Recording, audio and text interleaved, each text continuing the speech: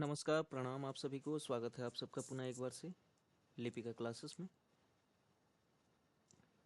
मैं अमित स्वागत करता हूं आप सभी का। और आज की जो क्लास है, भारतवर्ष की उन्नति कैसे हो सकती है। भारतवर्ष की उन्नति कैसे हो सकती है, ये एक तरह से देखिए एक प्रश्न चिन्ह के साथ आपसे ये शीर्षक जो है भारतेंदु ने आपके सामने रखा है। भारतवर्ष, पूरे भारत देश की उन्नति कैसे हो सकती है। ये एक बहुत बड़ा प्रश्न तब भी था और आज भी ये बना हुआ है कि भारत जो देश है अपना, इसकी उन्नति कैसे हो सकती है। आज 21वीं सदी में से इसे मैं आपको जोड़ूंगा और आप इसे देखेंगे कि क्या सही मायनों में आज भी भारत की उन्नति हो रही है, या आज भी हम वहीं हैं जहां भारतेंदु के समय में थे, या फिर अगर हम आगे बढ़े हैं तो कहां तक बढ़ पाए हैं। तो ये प्रश्न उठाया था भारतेंदु ने। कब उठाया था? दादरी के मेले में। ये निबंध है भारतेंदु हरिश्चंद्र का। समय था उनका 1850 से 1885। महज 35 वर्ष की अवस्था रही भारतेंदु की। 1884 नवंबर बलिया के दादरी मेले में ये व्याख्यान जो था भारतेंदु ने दिया था। ये एक तरह से व्याख्यान था जो बलिया के दादरी मेले में जो लोग आए थे उनको संबोधित करते हुए भारतेंदु ने दिया। बाद में ये जो व्याख्यान रहता है हरिश्चंद्र चंद्रिका में 1884 दिसंबर में छपता है। कब छपता है? 1884 दिसंबर में। हरिश्चंद्र चंद्रिका के अलावा भारतेंदु की दो और पत्रिकाएं थी। एक थी कवि वचन सुधा जो 1868 में निकलता है। दूसरी थी बाला बोधनी। बाला बोधनी का संबंध जो था स्त्रियों से था। और ये हरिश्चंद्र चंद्रिका जो है हरिश्चंद्र पत्रिका के नाम से शुरुआत में निकली थी। कितने अंकों के बाद इसका नाम हरिश्चंद्र चंद्रिका हो गया, ये आप कमेंट करके बताएंगे, ठीक है। भारतेंदु हरिश्चंद्र के बलिया पहुंचने और दादरी मेले में भाषण करने का विवरण जो है रविदत्त शुक्ल ने लिखा है। ये जो विवरण भारतेंदु का छपा था, ये लिखा किसने था? रविदत्त शुक्ल ने। भारतेंदु एक तरफ जहां भाषण दे रहे हैं वहीं इसको लिखने का काम रविदत्त शुक्ल के द्वारा हुआ था। भारतेंदु के भाषण से पूर्व आर्य देशोपकारिणी सभा के सेक्रेटरी पंडित इंद्रादत्त उपाध्याय ने उनकी प्रशंसा में एक एड्रेस पढ़ा था। यानी भारतेंदु के प्रशंसा में एक वक्तव्य पढ़ने का काम किसने किया था? तो इंद्रादत्त उपाध्याय जो है इन्होंने भारतेंदु की प्रशंसा में एक जो है व्याख्यान पढ़ा था भारतेंदु के भाषण से पहले। और ये जो सभा कराई जा रही थी किसके द्वारा कराई जा रही थी? तो ये नाम आपको याद रखना है, आर्य देशोपकारिणी सभा। आर्य देशोपकारिणी सभा मतलब आर्यों की एक ऐसी सभा जो देश का उपकार करती हो। तो यहाँ तक आपको क्लियर होगा। आगे जितनी चीज़ें हम पढ़ेंगे एकदम क्रम वाइज, जैसे आजकल एनटीए आपसे प्रश्न करता है ठीक वैसे। और मैं दावे के साथ कहता हूँ अगर आप इसे अच्छे से आप पूरी वीडियो को देख लोगे तो आपका इस निबंध से न एक भी ट्रिक गलत होगा न एक भी प्रश्न गलत होगा। आगे बढ़िए, निबंध की शुरुआत हो रही है।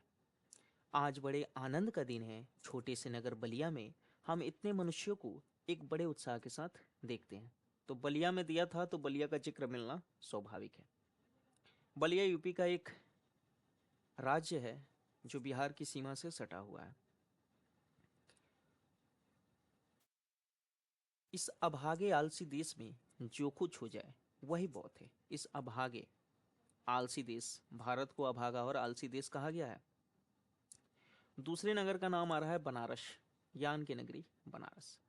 बनारस ऐसे ऐसे बड़े नगरों में जब कुछ नहीं होता तो हम यह ना कहेंगे कि बलिया में जो कुछ हमने देखा वह बहुत ही प्रशंसा की योग्य है। इस उत्साह का मूल कारण जो हमने खोजा तो प्रकट हो गया कि इस देश के भाग्य से आजकल यहाँ सारा समाज ही एकत्र है। जहाँ रॉबर्ट साहब बहादुर जैसे कलेक्टर हो, जहाँ रॉबर्ट साहब बहादुर जैसे कलेक्टर जहाँ हो, वहाँ क्यों ना ऐसा समाज हो। जिस देश और काल में ईश्वर ने अकबर को उत्पन्न किया था उसी में ईश्वर ने और किन को उत्पन्न किया था? अबुल फजल, बिरबल और टोडरमल को। तो ये तीनों जो थे अकबर के समय में मौजूद थे। अकबर के साथ साथ किसका नाम आ रहा है? अबुल फजल, बिरबल और टोडरमल। इन तीनों की भी उत्पत्ति जो है इसी समय में हुई थी। अब देखिए इन तीनों को आधुनिक में किससे जोड़ा जा रहा है? तो रॉबर्ट साहब जो हैं आज के आपके अकबर हैं। मुंशी चतुर्भुज सहाय और मुंशी बिहारी लाल को अबुल फजल और टोडरमल से जोड़ा गया है। बिरबल से यहाँ पर किसी को नहीं जोड़ा गया है। ध्यान में रखिएगा कि ये जो बिरबल पात्र है इससे किसी को नहीं जोड़ा गया है, क्योंकि बिरबल एक तरह का बुद्धिमान और राज्य के हित में सोचने वाला पात्र था, उसे यहाँ पर किसी से नहीं जोड़ा गया। अकबर के तौर पर तुलना की जा रही है रॉबर्ट साहब की, और मुंशी जो थे उनके चतुर्भुज सहाय, इनकी तुलना किससे की जा रही है? अबुल फजल से। और बिहारी लाल की तुलना की गई है टोडरमल से। तो ये आपको याद रहेगा, अकबर रॉबर्ट साहब हैं, मुंशी जो थे अबू फजल थे, और बिहारी लाल जो थे टोडरमल थे। हिंदुस्तानी लोग तो रेल की गाड़ी है। हिंदुस्तानी लोगों को क्या कह रहे हैं? रेल की गाड़ी। हिंदुस्तानी लोग क्या हैं? रेल की गाड़ी है। यद्यपि फर्स्ट क्लास, सेकेंड क्लास आदि गाड़ी बहुत अच्छी अच्छी और बड़े बड़े महसूल की इस ट्रेन में लगी है। हिंदुस्तानी जो है उस रेल की गाड़ी के समान है जिसमें फर्स्ट क्लास और सेकेंड क्लास आदि गाड़ी जो है बहुत अच्छी और बड़े महसूल के साथ इस ट्रेन में लगी है। मतलब हमारे समाज में जो ऊंच नीच का रहता है, अपर क्लास लोअर क्लास, इनको उन्होंने तुलना कर दिया है किससे? रेल के डब्बे से। उस समय क्लास चलते थे, फर्स्ट क्लास, सेकेंड क्लास, उससे, जिसकी जगह आजकल स्लीपर, जनरल, एसी, एसी में भी कई कैटेगरी हैं।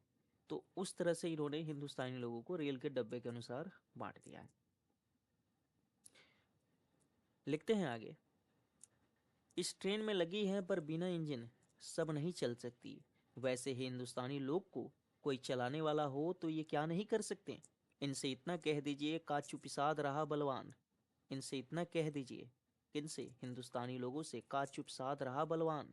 जिस तरह जामवंत ने हनुमान को कहा था, जब हनुमान जी अपनी शक्ति को भूल जाते हैं तब, का चुपसाद ही रहा बलवान। फिर देखिए हनुमान जी को अपना बल कैसे याद आता है। सो बल याद कौन दिलावे, या हिंदुस्तानी राजा महाराजा, या नवाब रईस, या हाकिम। इन्हें हिंदुस्तानियों को इनका बल कौन याद दिलाएगा? यहाँ के राजा महाराजा, या नवाब रईस, या हाकिम जो कर वसूलते थे। लिखते हैं, राजा महाराजा को अपनी पूजा, भोजन, झूठी गप से छुट्टी नहीं। हाकिमों को कुछ तो सरकारी के काम घेरे रहता है, कुछ जो है बॉल, घूड़दौड़, थिएटर, अखबार में समय लगाते हैं।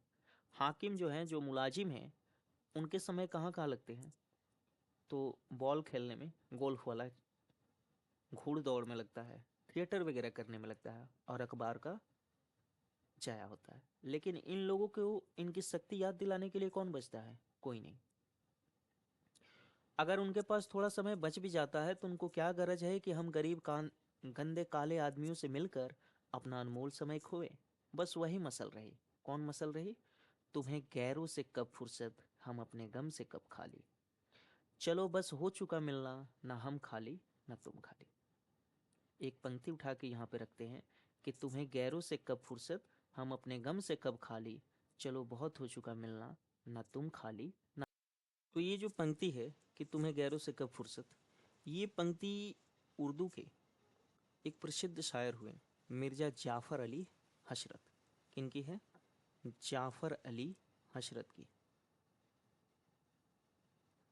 यहाँ मैं लिख दिया हूँ जाफ़र अली, और इसकी पीडीएफ जो है आपको मिल जाएगी टेलीग्राम ग्रुप पे, ठीक है।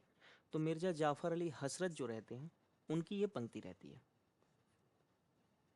कि कैसे जो उस समय के ये हैं हाकिम हैं, उन्हें अपने काम से फुर्सत नहीं है, और ना ही भारतीय लोगों को अपने काम से फुर्सत है। तो ऐसे परिस्थिति में ना वो खाली है ना ये खाली है, तो समस्या का निदान जो है हो नहीं सकता था। आगे देखिए, आगे तीन मेढकों की जिक्र करते हैं कि तीन मेढक एक के ऊपर एक बैठे थे। ऊपर वाले ने कहा जोक शोक, बीच वाला बोला गम सुम, सबके नीचे वाला पुकारा गए हम। सो हिंदुस्तान के साधारण प्रजा की दशा यही है। कौन सी वाली? गए हम। सबसे ऊपर में राजा है, मिडिल में जो है हाकिम, और सबसे नीचे जो है उस समय की प्रजा है।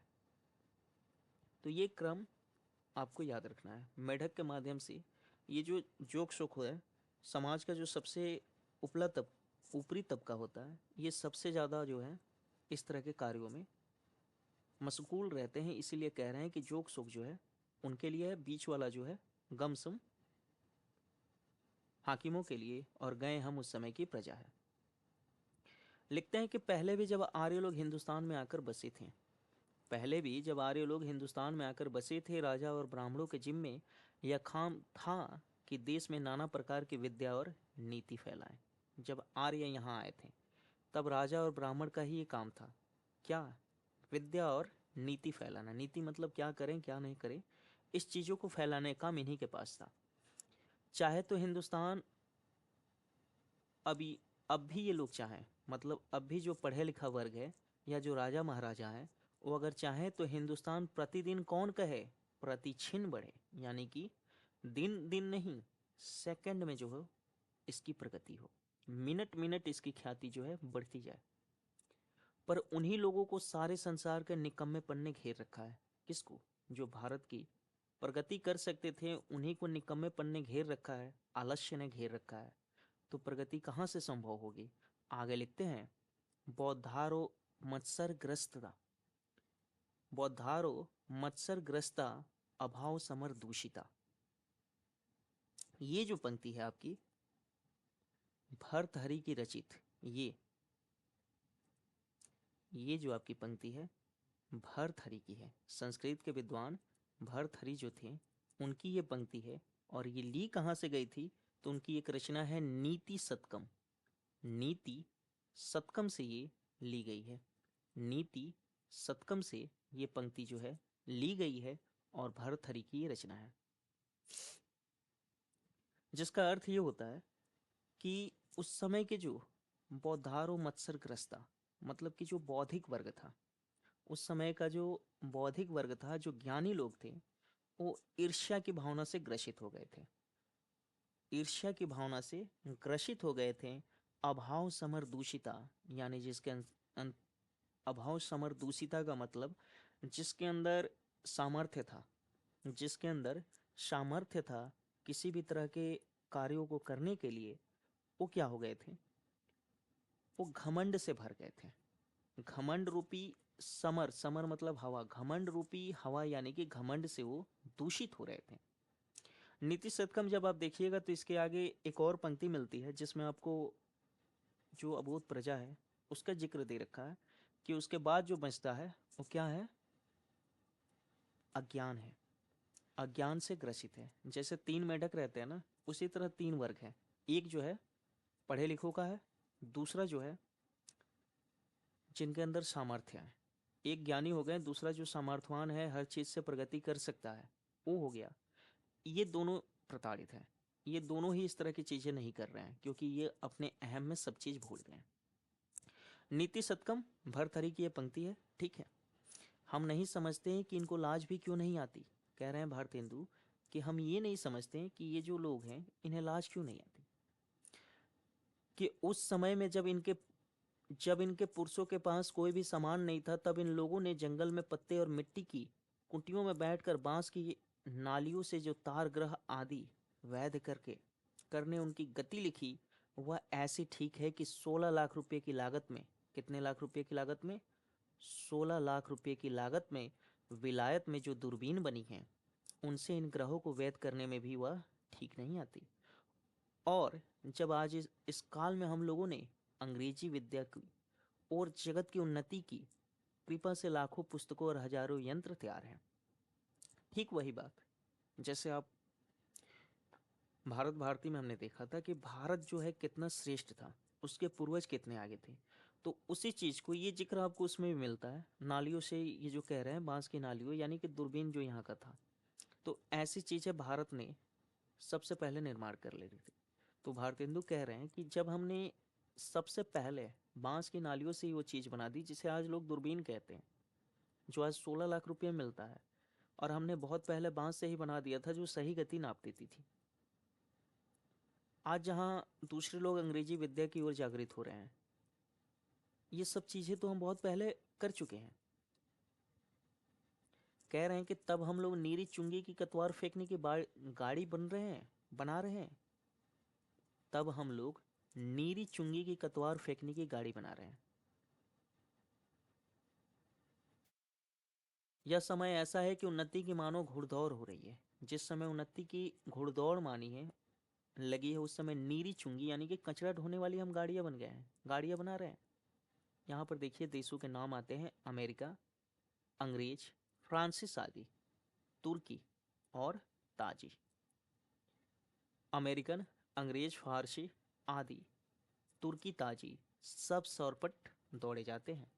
सबके जी में यही है कि पाला हम ही पहले छू लें। उस समय हिंदू काठियावाड़ी खाली खड़े खड़े टाप से मिट्टी खोदते हैं।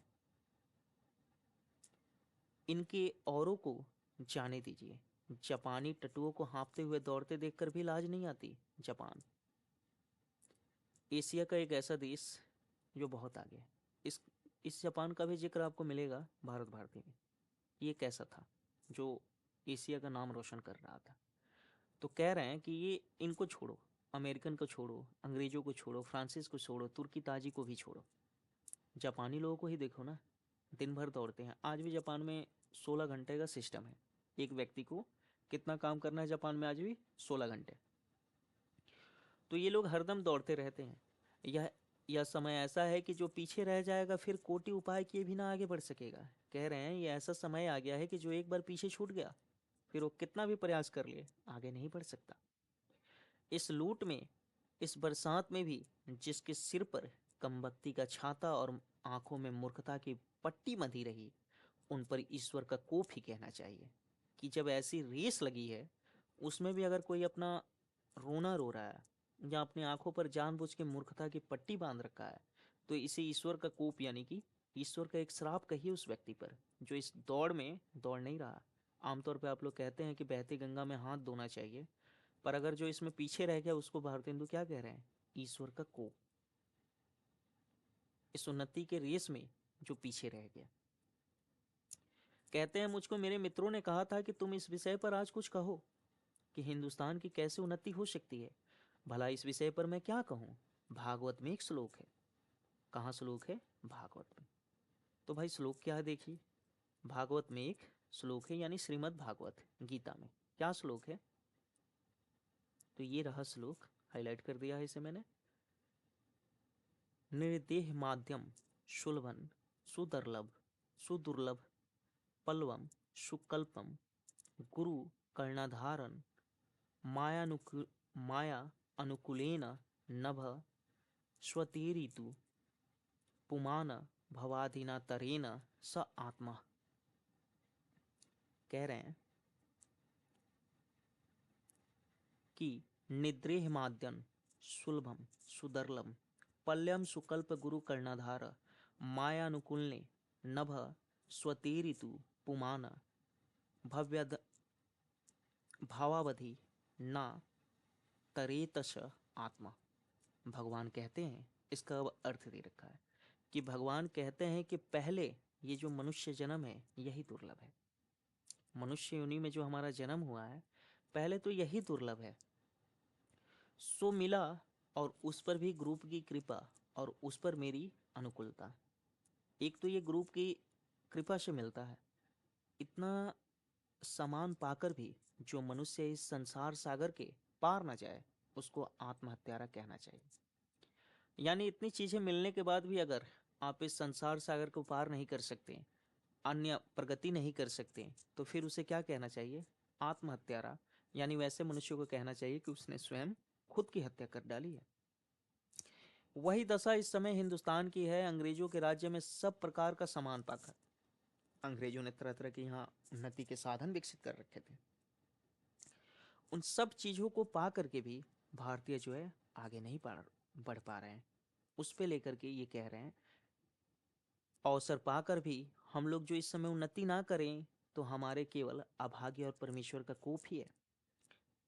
सांस के अनुमोदन से एकांत रात में सूने रंग महल में जाकर भी बहुत दिन से जिस प्राण से प्यारे परदेशी पति से मिलकर छाती ठंडे करने की इच्छा थी, उसका लाज से मुंह भी ना देखे और बोल भी ना, तो उसका अभाग्य ही है। वह तो कल फिर परदेश चला जाएगा। वैसे ही अंग्रेजों के राज्य में भी हम कुएं के मेढक, काठ के उल्लू, पिंजड़े के गंगाराम। तो कुएं के मेढक किसे कहा जाता है? जिसे बाहरी दुनिया से कोई मतलब ना हो। तीनों के तीनों मुहावरे एक ही तर्ज पे हैं। कुएं के मेढक, काठ के उल्लू, पिंजड़े के गंगाराम, यानी पिंजड़े के अंदर जो तोता रहता है। तो ये उस पे है। बता रहे हैं कि अंग्रेजों के राज्य में सब तरह के साधन मौजूद होने के बाद भी अगर भारतीय जनता, हिंदुस्तान की जनता उन्नति नहीं कर रही है तो ये उनका दुर्भाग्य है, किसी और का दुर्भाग्य नहीं है। हमारी कमबख्त कमबख्ती फिर कमबख्ती है। हमारी ये जो कमबख्त कमबख्ती है ये फिर और कुछ नहीं, कमबख्ती ही है। बहुत लोग यह कहेंगे कि हमको पेट के धंधे के मारे छुट्टी ही नहीं रहती बाबा, हम क्या उन्नति करें। तुम्हारा पेट भरा है, तुमको दून की सूझती है, यानी तुम्हारा पेट भरा है तो तुम्हें दूसरे कार्य की सूझती है। यह कहना उनकी बहुत भूल है। इंग्लैंड का पेट भी कभी यूं ही खाली था। कह रहे हैं कि इंग्लैंड का पेट भी एक समय खाली था। उसने एक हाथ से अपना पेट भरा, दूसरे हाथ से क्या किया?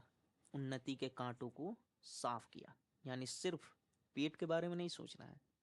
अगर सिर्फ पेट तक ही आप सीमित रहेंगे तो फिर जो आपकी तरक्की है वो रुक जाती है। यानी एक साथ दो काम करने हैं।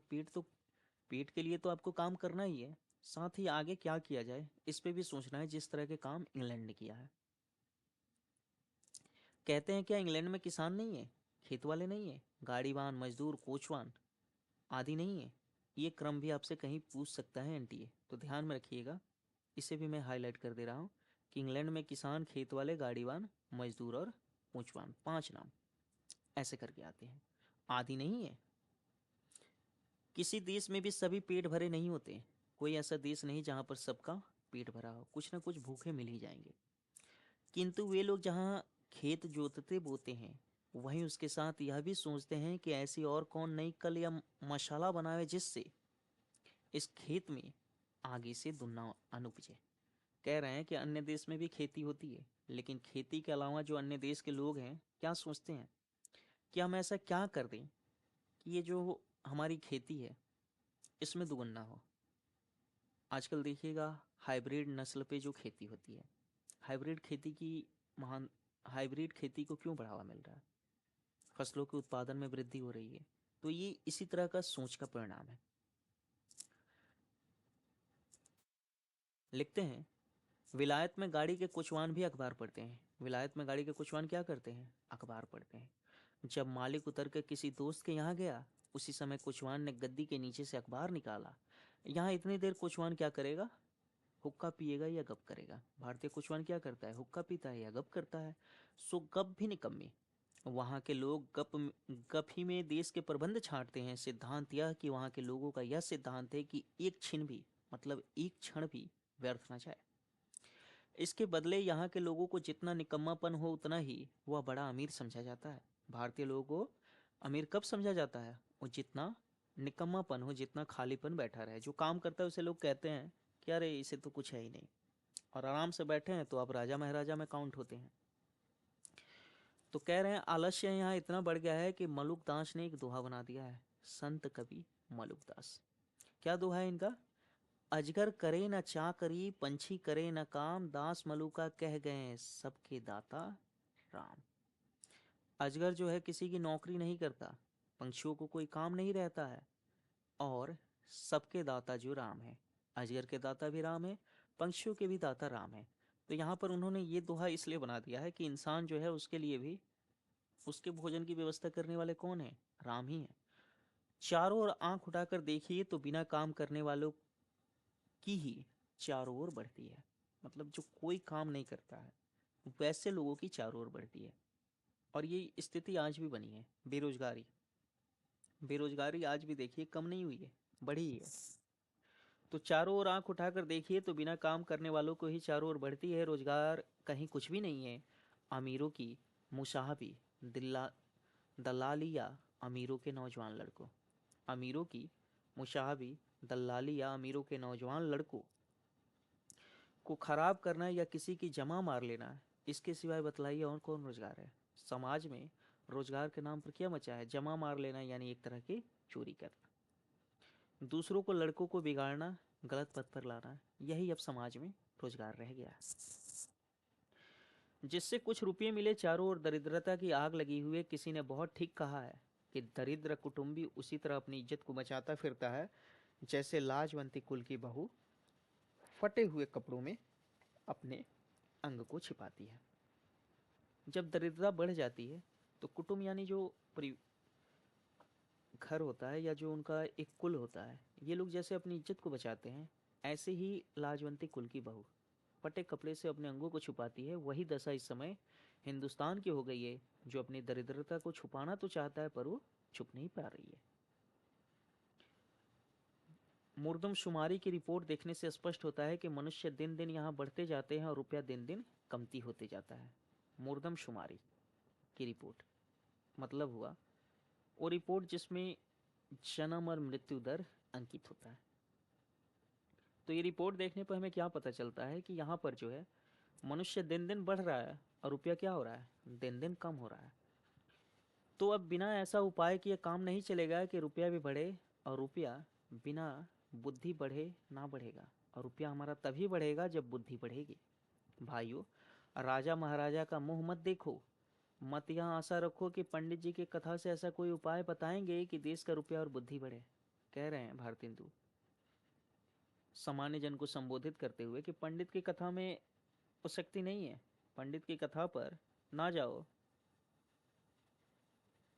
ना जाओ जिससे ये हो पाए, उससे ये संभव नहीं है। तुम आप ही अमर कमर कशो, आलस छोड़ो। कब तक अपने को जंगली फूस मूर्ख बोधे डरपोक ने पुकरवाओगे। कह रहे हैं भारतीयों को कि तुम कब तक अपने आप को, क्या क्या पुकारा जाता था इन्हें, जंगली, हूस, मूर्ख, बोधे, डरपोकने यानी कि डरने वाला, ये सब तुम अपने आप को कब तक कहलवाओगे। अब तो ये सब छोड़ो, आलस्य को अब छोड़ो, अब तो कमर कस के हिम्मत से आगे निकलो। दौड़ो इस घोड़ दौड़ में, जो पीछे पड़े तो फिर कहीं ठिकाना नहीं। इस घोड़ दौड़ में दौड़ो। कौन से घोड़ दौड़ में? जिसमें अमेरिका दौड़ रहा है, फ्रांसिस दौड़ रहे हैं, तुर्की दौड़ रहे हैं, उस घुड़दौड़ में दौड़ो। जापान जिस रेस में शामिल है उसमें शामिल हो। आगे पंक्ति आ रही है कि फिर कब राम जनकपुर आए। राम फिर कब जनकपुर आए, फिर कब मौका मिले तुम्हें, उससे पहले दौड़ो। ये देखिए, ये अगर पंक्ति आपसे पूछे ना पेपर में, तो इसे आप मेरे राम का मुकुट भींग रहा है में मत टिक करिएगा, ये इसी निमन से है। और ये पंक्ति जो है इम्पोर्टेंट है। इम्पोर्टेंट क्यों है कि ये आपको वहाँ पर लेके जाएगा। मेरे राम का मुकुट भीग रहा है पर आपको जाना नहीं है, आपको यहीं रहना है। आपकी जो पीछे पड़े तो फिर रसातल ही पहुंचोगे। जब पृथ्वीराज को कैद करके गोरी ले गया, किसको कैद करके? पृथ्वीराज। आदिकाल की एक प्रसिद्ध कहानी जिसे आप लोग पढ़ चुके हैं। तो पृथ्वीराज को कैद करके कौन ले जाता है? शहाबुद्दीन के भाई ग्यासुद्दीन से किसी ने कहा, गोरी ले गए तो शहाबुद्दीन गोरी के भाई जो रहते हैं ग्यासुद्दीन से किसी ने कहा कि ये जो है शब्दवेदी बाण बहुत अच्छा मारते हैं। तो अब पृथ्वीराज शब्दवेदी बाण कितना अच्छा मारते हैं, इसके लिए एक दिन सभा तैयार होती है। सभा तैयार होती है, उसमें क्या किए जाते हैं कि 7 जो है लोहे के तावे बाण से फोड़ने को रखे गए। लोहे के 7 तावे बनाए जाते हैं। तावे जिस पे आप लोग रोटी पकाते हैं, इस तरह का एक बड़ा आकार का साइज के कहिए, उसको जो है बाण से इनको फोड़ने थे। पृथ्वीराज को लोगों ने पहले से ही अंधा कर दिया था, पहले ही उनकी आंखें फोड़ दी गई थी पृथ्वीराज की। और अब उन्हें क्या करना था? शब्द वेदी बाण मारना था इन तावों पर। संकेत क्या मिलता है इनको कि जैसे ही ग्यासुद्दीन हूं करे तब वह तावों पर बाण मारे। अब जैसा कि हमने आदिकाल में पढ़ा है कि इनके जो साथी कवि थे, चंद कवि, जन्म से लेकर मरण तक इनके साथ रहे थे, जिन्होंने पृथ्वीराज रासो लिखा है। वहां भी आपको ये घटना मिल जाएगी जहां भी आपको मिल रही है। तो ये आपके लिए एक बार पढ़ी पढ़ाई चीज़ है, समझने में दिक्कत नहीं होगी। तो ग्यासुद्दीन जैसे ही हूं करेगा, इनको मार मार देनी थी। चंद कवि भी इनके साथ कैद रहते हैं, और यह मौका देख करके चंद एक पंक्ति कहते हैं। क्या कहते हैं कि अब की चढ़ी कमान को, अब की चढ़ी कमान को जाने फिर कब चढ़े, जिन चूको चौहान इक्के मारिया इक्सर। कह रहे हैं कि ये जो धनुष और बाण तुम्हारे हाथ में मिल गया है, अब ना चूको, अब ना चूको, मरना तो तय था इन दोनों का, क्योंकि पकड़े जा ही चुके हैं, आंख से अंधे हो ही चुके हैं। तो चंद कवि यानी कि चंद्रवरदाई इनसे कह रहा है कि अब की चढ़ी कमान पर जाने फिर कब चढ़े। मतलब जैसे ही वो ग्यासुद्दीन हूं करे ना, उसी को मार डालो।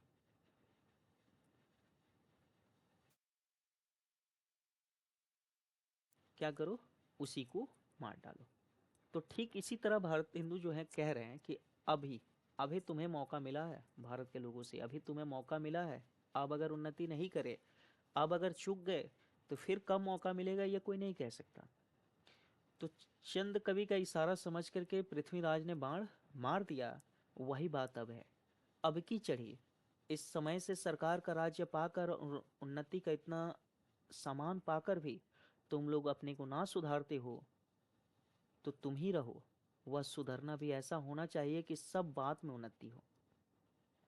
अगर अब भी अगर तुम नहीं सुधरते हो, अंग्रेजों ने बहुत सारी चीज़ें उपलब्ध करा रखी हैं, फिर भी अगर आप लोग अपने को नहीं सुधारते, उन्नति के पथ पर नहीं लाते हो, तो फिर तुम जैसे हो वैसे ही रहो। और अगर उन्नति करना है, तो ये उन्नति कैसी होनी चाहिए? सब बात में उन्नति हो, प्रत्येक क्षेत्र में। ये नहीं कि एक फील्ड में हम उन्नति करें, नहीं, हर क्षेत्र में उन्नति करें। धर्म में, घर के काम में, बाहर के काम में, रोजगार में, शिष्टाचार में, चाल चलन में, शरीर में, बल में, मन के बल में, समाज में, बालक में, युवा में, स्त्री में, अमीरी में, गरीबी में, भारतवर्ष की सब अवस्था, सब जाति, सब देश में उन्नति करो। उन्नति अगर हमें करना है तो कहाँ कहाँ करना है? अपने धर्म में करना है, घर के काम में, बाहर के काम में, अपने रोजगार में, शिष्टाचार में, चाल चलन में, शरीर के बल में, मन के बल में, समाज में करना है, बालक में, युवा में, वृद्ध में, स्त्री में, पुरुष में, अमीरी गरीबी, भारत की जो अवस्था है उसमें, और सारी जातियों में उन्नति करना है। ये नहीं किसी एक चीज में उन्नति कर लिए या समाज का एक तबका जो है उन्नति के शिखर पर पहुंच गया और दूसरा तबका जो है आज भी रसातल में पड़ा है, तो ये सही उन्नति नहीं है। कह रहे हैं सब ऐसी बातों को छोड़ो जो तुम्हारे इस पथ के कंटक हो। कह रहे हैं कि सारी वो बातें छोड़ दो जो तुम्हारे इस पथ के कंटक हो।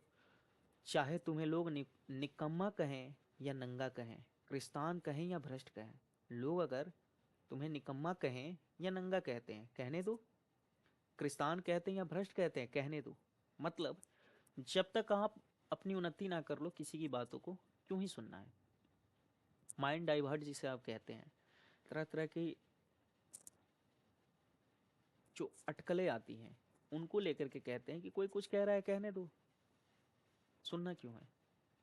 ठीक वैसे ही जैसे हाथी बाजार में चलता है तो बहुत से कुत्ते भौंकते हैं पर उन्हें ध्यान नहीं देता है, वैसे चलना है कि तुम अपने केवल देश की दीन दशा को देखो और उनकी बात सुनो। क्या करना है? अपने देश की सिर्फ दीन दशा को देखना है, अपने देश की दुर्दशा को देखना है और उसी बात को सुनना है।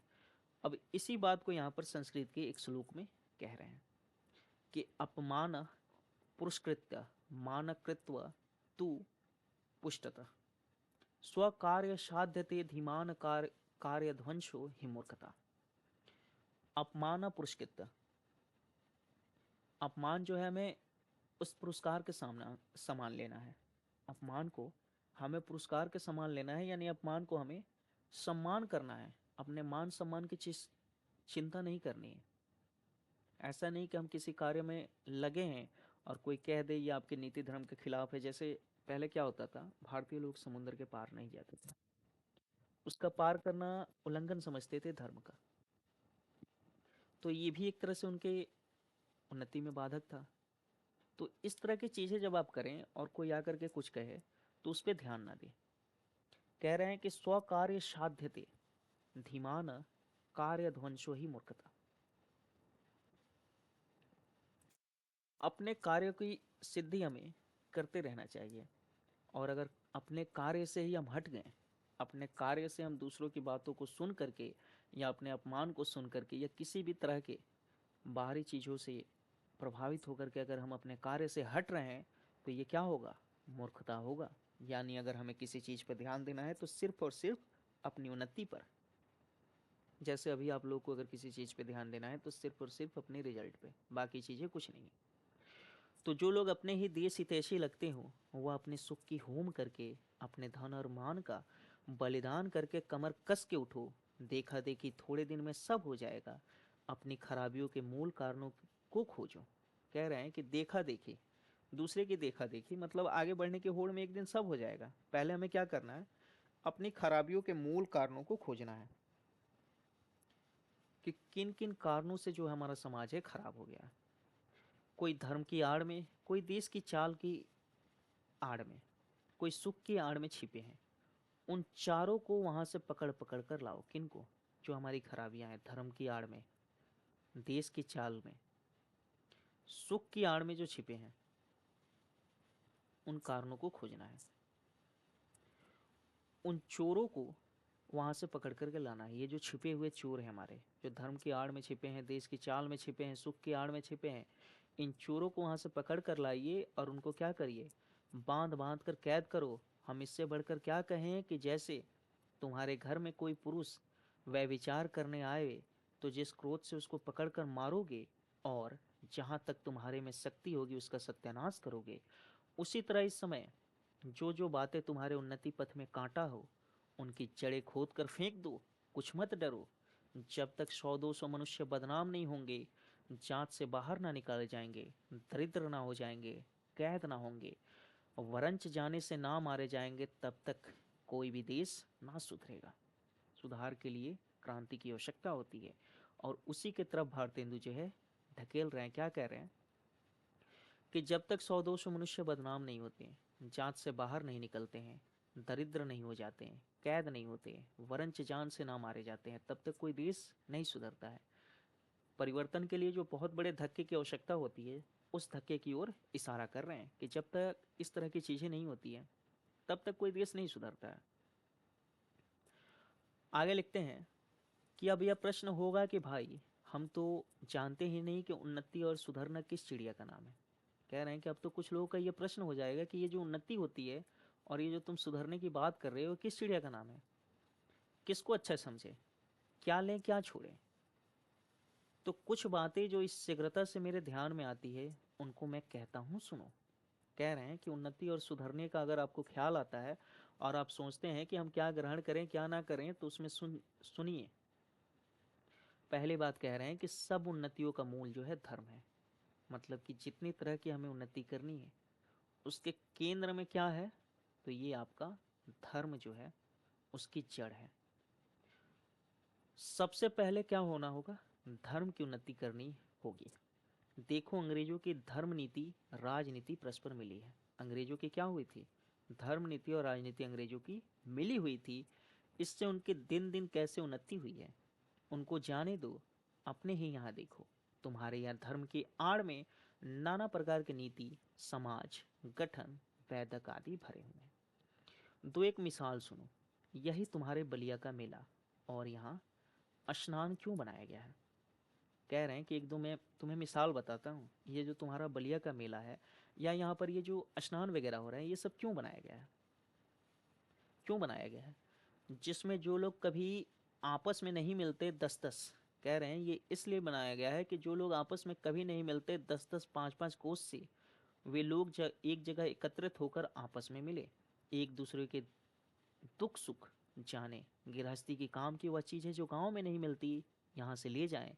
एकादशी का व्रत क्यों रखा जाता है? एकादशी के बाद जो है नहान का ये क्रम चल रहा था, तो कह रहे हैं कि एकादशी का जो व्रत है ये क्यों रखा जाता है? जिससे महीने में 2 एक उपवास से शरीर शुद्ध हो जाए। 2 एक उपवास से क्या होता है? शरीर शुद्ध हो जाए। गंगा जी नहाने जाते हैं तो पहले पानी सिर पर चढ़ाकर तब पैर पर डालने का विधान क्यों है?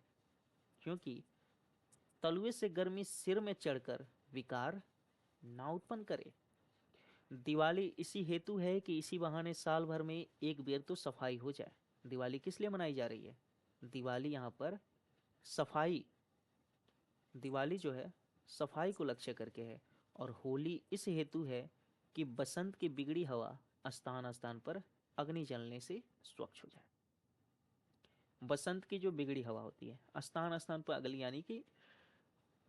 अग्नि यानी कि होलिका का जो दहन होता है, ये जलने पर हवा जो है स्वच्छ हो जाए। यही त्यौहार है तुम्हारी म्युनिसिपालिटी है। ये जो त्यौहार है हमारे, यही म्युनिसिपालिटी है। ऐसे ही सब पर्व, सब तीर्थ व्रत आदि में कोई हिकमत ही है। इन लोगों ने धर्म नीति और समाज नीति को दूध और पानी की भांति मिला दिया है। खराबी जो बीच में भई है वह यह कि उन लोगों ने ये धर्म क्यों मानने लिखे थे, इसका लोगों ने मतलब नहीं समझा और उन बातों को वास्तविक धर्म मान लिया। भाइयों, वास्तविक धर्म तो केवल परमेश्वर के चरण कमल का भजन है। वास्तविक धर्म क्या है? सिर्फ और सिर्फ परमेश्वर के चरण कमल का भजन, यानी ईश्वर का भजन करना। ये सब तो समाज धर्म है जो देश काल के अनुसार शोधे और बदले जा सकते हैं। दूसरी खराबी क्या हुई है? दूसरी खराबी यह हुई कि उन्हीं महात्मा बुद्धिमान ऋषियों के वंश के लोगों ने अपने बाप दादाओं का मतलब ना समझकर बहुत से नए नए धर्म बनाकर शास्त्रों में धर दिए। बस सभी तिथि व्रत से और सभी स्थान तीर्थ हो गए।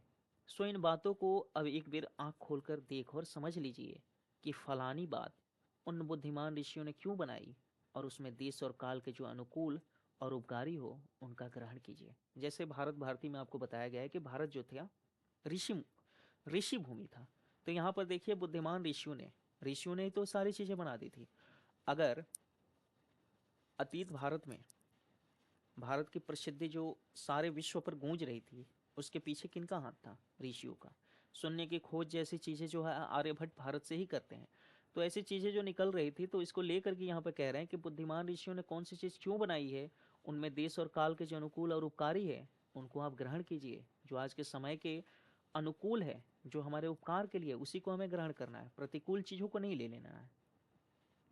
बहुत सी बातें जो समाज विरुद्ध मानी गई है किंतु धर्म शास्त्रों में जिनका विधान है उनको मत चलाइए।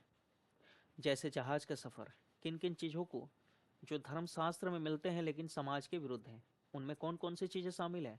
जहाज का सफर। जहाज का सफर जो है धर्म शास्त्र में मना था। क्यों मना था? क्योंकि समुद्र को पार करना पड़ेगा। विधवा विवाह, ये भी मना था, आदि। ये जहाज का सफर और विधवा विवाह दो ऐसी चीजें हैं जो समाज की उन्नति के विरुद्ध हैं, लेकिन धर्म शास्त्रों में जिनको सही ठहराया गया, तो कह रहे हैं कि इन चीजों को मत चलाइए। जो चीज हमारे उन्नति में हितकारक है उन्हें हटाइए। आगे लिखते हैं कि लड़कों की छुटपन में ही शादी करके बाल विवाह जो होता था, ये नहीं करना है। इससे क्या होता है? बाल विवाह कर देने से उनका बल, वीर्य, आयुष्य सब मत घटाइए। आप उनके माँ बाप हैं या उनके शत्रु हैं, वीर्य उनके शरीर में पुष्ट होने दीजिए। नून तेल लकड़ी की फिक्र करने की बुद्धि उन्हें सीख लेने दीजिए, तब उनका विवाह करिए। ये नहीं कि उसे चीजें पता ही नहीं और आपने उसकी शादी विवाह सब कर दिया है। तो पहले उसको थोड़ा सा नॉलेज होना चाहिए। कह रहे हैं तब उनका पैर काठ में डालिए। विवाह को यहाँ पर काठ में पैर डालना बता रहे हैं, अगर वो समय के पहले हो रहा था तो, बाल्यकाल वाले। कुलीन प्रथा, बहु विवाह आदि को दूर कीजिए। जिस तरह से जहाज का सफर और विधवा विवाह छोड़ना है, उसी तरह से क्या छोड़नी है?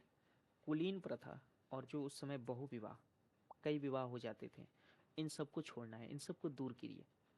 लड़कियों को भी पढ़ाइए, किंतु उस चाल से नहीं जैसे आजकल पढ़ाई होती है, जिससे उपकार के बदले बुराई होती है। ऐसी चाल से उनको शिक्षा दीजिए कि वो अपना देश और कुल धर्म सीखें। लड़कियों को कैसे शिक्षा देनी है? ऐसे शिक्षा देनी है जिससे वो अपने देश का धर्म सीख पाए, कुल का धर्म सीखें, पति की भक्ति करें और लड़कों को सहज में शिक्षा दें।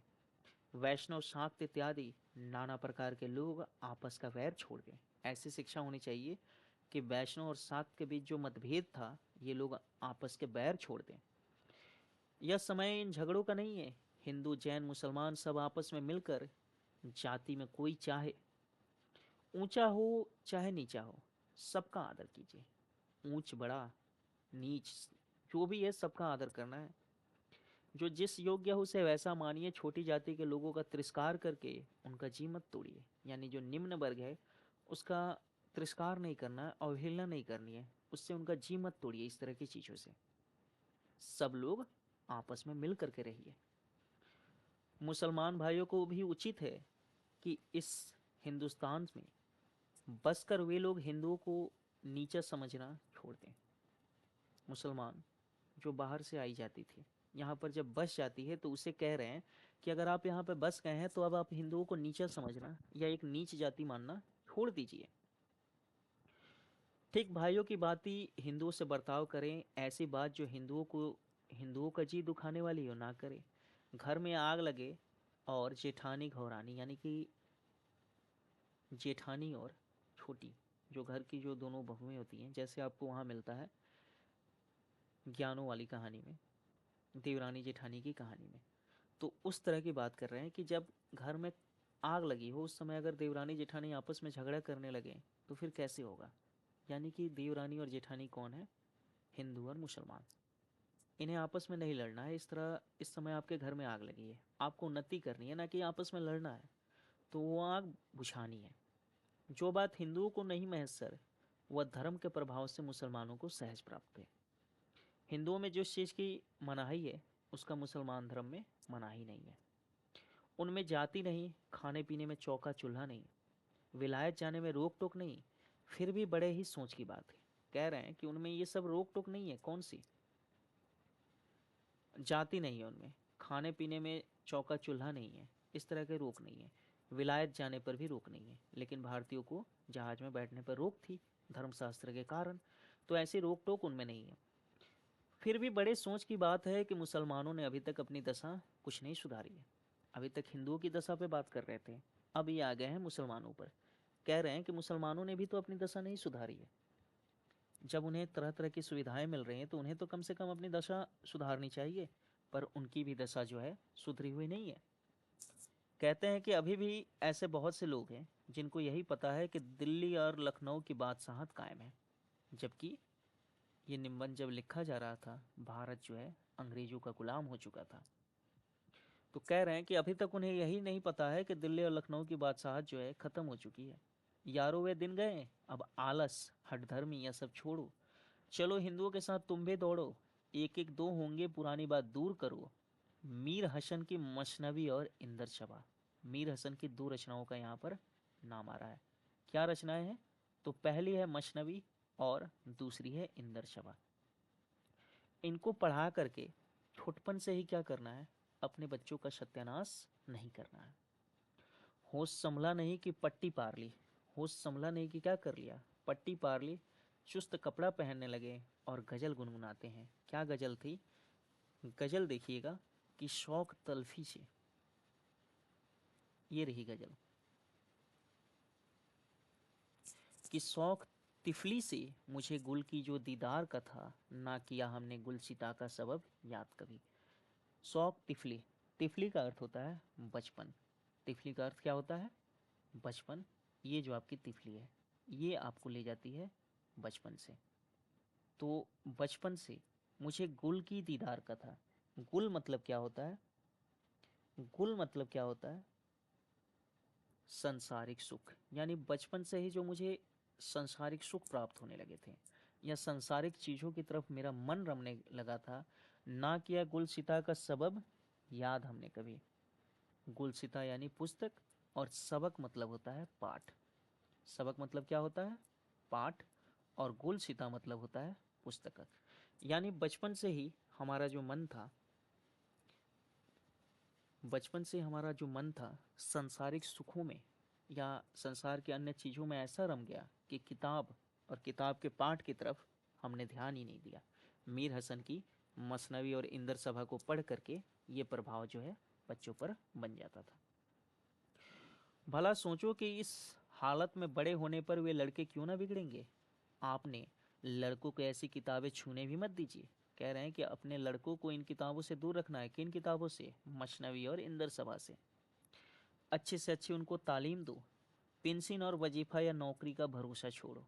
पेंशन, वजीफ़ा यानी छात्रवृत्ति, और नौकरी का भरोसा छोड़ो। लड़कों को रोजगार सिखलाओ, विलायत भेजो। छोटपन से मेहनत करने की आदत दिलाओ। सौ सौ महलों में लाड प्यार दुनिया से बेखबर रहने की राह मत दिखाओ। महलों में रख करके दुनिया से बेखबर रहने की बात जो है मत सिखाओ। जिस तरह से ऊपर इन्होंने कहा था पिंजड़े के गंगाराम, कुएं के मेढक, तो वैसे नहीं रखना है उन्हें। दुनिया का ज्ञान होना चाहिए, क्या चल रहा है देश दुनिया में ये भी उन्हें पता होनी चाहिए। कहते हैं भाई हिंदुओं, मुसलमानों को फटकार लेते हैं, तब आते हैं हिंदुओं पर कि भाई हिंदू, तुम भी जो हो ना, ये मत मतांतर का आग्रह छोड़ो, आपस में प्रेम को बढ़ाओ, इस महामंत्र का जाप करो कि जो हिंदुस्तान में रहे, चाहे किसी रंग किसी जाति का क्यों ना हो, वह क्या है, हिंदू है। जो हिंदुस्तान में रह रहा है, किसी रंग किसी जाति का क्यों ना हो, वह हिंदू है। हिंदू की सहायता करो। बंगाली, मराठा, पंजाबी, मद्रासी, वैदिक, जैन, ब्राह्मण, मुसलमान, सब एक का हाथ एक पकड़ो। किन किन जातियों के नाम यहाँ पर आ रहे हैं तो देखिए, मद्रासी, बंगाली, मराठा, पंजाबी, मैद्रे, मद्रासी, वैदिक, जैन, ब्राह्मण, मुसलमान, इन सब को बता रहे हैं भारतेंदु कि एक एक का हाथ एक पकड़ो, क्योंकि भारत में जो भी रह रहा है वो सभी एक ही हैं, सभी हिंदू हैं, सभी हिंदुस्तानी हैं।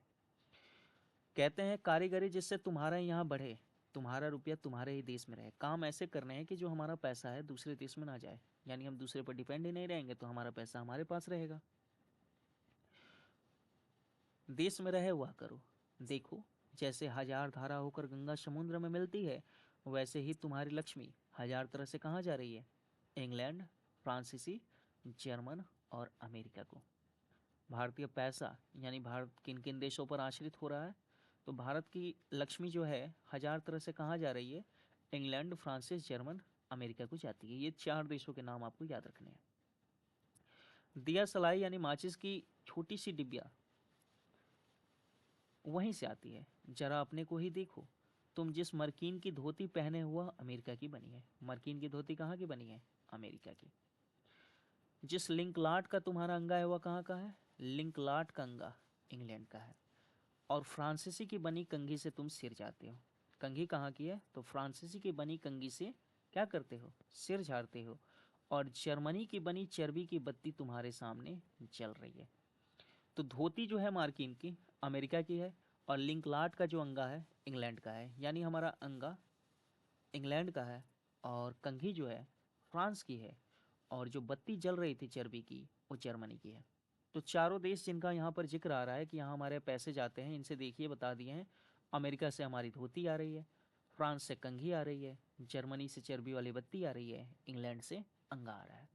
ठीक है, यह तो वही मसले हुई एक बेफिक्रे मंगती का कपड़ा पहनकर। एक बेफिक्रे मंगती यानी कि मांगा हुआ कपड़ा पहनकर एक बेफिक्रा आदमी रहता है, एक महफिल में चला जाता है, एक सभा में चला जाता है, और उसके कपड़े को पहचान करके कुछ लोग कहते हैं कि अरे ये तो अंगा फलां व्यक्ति का है, टोपी फलां की है। और इस पे वो व्यक्ति जो रहता है हंस के जवाब देता है कि घर की तो मूछें ही मूछें हैं, घर की सिर्फ मेरी मूछें हैं, बाकी सारी चीज़ें दूसरों से मैंने ले रखी है। हाय अफसोस, तुम ऐसे हो गए कि अपने नीच की काम की वस्तु भी नहीं बना सकते। भाइयों, अब तो नींद से चौंको, अपने देश की सब प्रकार से उन्नति करो, जिससे तुम्हारी भलाई हो। वैसे ही किताब पढ़ो, वैसे ही खेल खेलो, वैसी बातचीत करो। प्रदेशीय वस्तु और प्रदेशी भाषा का भरोसा मत रखो, अपनी भाषा में उन्नति करो।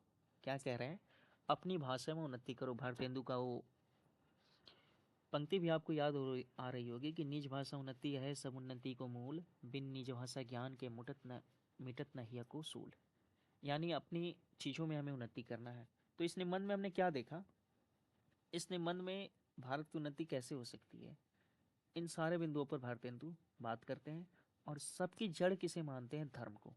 क्योंकि धर्म के कारण ही समाज जो है उस समय बटा था, और धर्म के कारण ही जहाज का सफ़र कहिए, या समाज में जो बाल विवाह चलता था, सती प्रथा चलती थी, ये सब धर्म के प्रभावित थे। तो ऐसी कुछ चीज़ों को हटाने कहते हैं। साथ ही यहाँ पर अंग्रेजों को थोड़ा सा महत्व देते हैं। कहते हैं कि अंग्रेजों ने जिस तरह तुम्हें प्रतिष्ठित किया है, जिस तरह तुम्हें संसाधन उपलब्ध कराया है, उस पर तो अब तुम्हें आगे बढ़ना चाहिए। ठीक है, ये कुछ मूल बिंदु हैं। बाकी अगर आपको जो दिक्कत हो आप कमेंट सेक्शन में बताइएगा, और कहाँ कहाँ से क्या चीज़ें आती हैं ये मैंने इसमें अंडरलाइन कर रखा है। और मुझे लगता है कि इसे देखने के बाद आप जो है इसके ट्रिक भी कर पाएंगे, बहुत आसानी से ट्रिक कर पाएंगे कि कौन सी चीज़ कहाँ से ली गई है। और जो जो पंक्तियाँ मुझे पता थी वो सब मैंने आपको बता दिया है, कौन सी पंक्ति संस्कृत की कहाँ से ली गई है, कौन सी कहाँ से ली गई है। 3 पंक्तियाँ जो हैं टोटल संस्कृत की हैं, एक मलुदास की है, एक जो है आपका राशु से संबंधित है, एक जो आपका है अब जाने कब राम जनकपुर आए, ये है। और एक जफ़र साहब की थी जो मैंने ऊपर पढ़ा था ना, तुम खाली ना हम खाली। तो आपका ये निबंध जो है यहीं पे ख़त्म होता है। फिर मिलेंगे अगले निबंध में। तब तक के लिए आप सबका धन्यवाद। अच्छा लगे तो इसे सब्सक्राइब करिएगा, ठीक है।